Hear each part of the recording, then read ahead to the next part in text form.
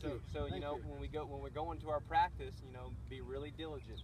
Set up that club six yards in front of us. Practice that same template that we use for chipping, making sure our weight's forward, making sure that shaft's really neutral. We're head still and we're holding that finish. In the bunkers play that we ended up over here in this last hour, you know, what was the most important thing we think out of the bunker? At first, we were all marginally a little too narrow, so make sure that stance is a good wide stance because we need a lot of speed. Everything but says when that ball is plugged. When that ball is plugged, you still need a wide stance. You need that big backswing, but kind of just dead arm it right at impact, and then it'll just pop up nice and soft. Mike, I'm taking away a lot of weight on the left foot and coming in steep. Steep. Yeah. So that steep angle of attack is, you know, really important for you. So let's write these things down.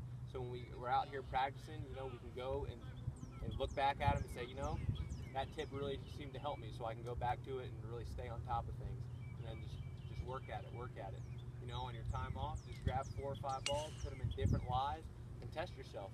Put them in different lies. Put a ball plug. Put a ball on a downslope to work on these things we worked on today, but still keep the fundamentals and the setup the same throughout. So when we go to practice, when you come up here on the driving range, you know, do a game with yourself.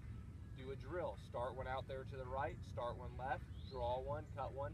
Get really good at seeing what caused that. Let the result tell you what you did. Hit one and then say, look at that shot. Say, okay, how was my path? Where was my club face relative to where I was trying to hit? Yeah, so when we are practicing, when you're out here on the range, don't get in the habit of just hitting woods. See a fairway, especially fairways that, you know, when you're out on the course, if number 16 is a tough drive for you, create it in your mind and picture it and hit it. I like to go through, you know, my holster around, so I might envision number 1. Okay, hit it. If I don't hit it, I move on to number 2. Envision that fairway. Maybe try to hit a cut, maybe try to hit a fade. You know, we're good enough to where we can envision those fairways and make good practice. That's how we're going to carry it over to the course. We're not going to just get up here and hit, and then when we go out there, just aim arbitrarily down the fairway and hope it goes in the fairway. But if we have in our mindset, you know, we just did that on the driving range. Now when I go to 1T, it becomes a lot easier to hit that fairway because in my mind, I just hit it, you know, once or twice before I went out. So that's a good way to practice. Good. Do it again. Good.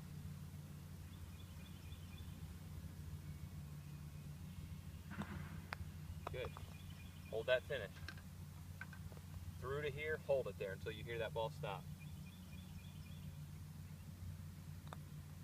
Beautiful. So I would do this drill 20 putts, right? So you make 20 in a row, then work on long putts. Come back to here, do 20 in a row, then go work on long putts. Okay?